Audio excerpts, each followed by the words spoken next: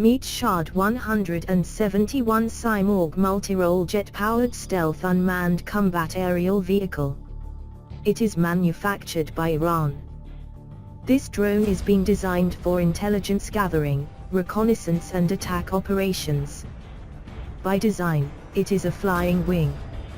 It is constructed mostly out of fiberglass. Iran claims it can be armed with 4 laser-guided munitions. It is tactical in nature.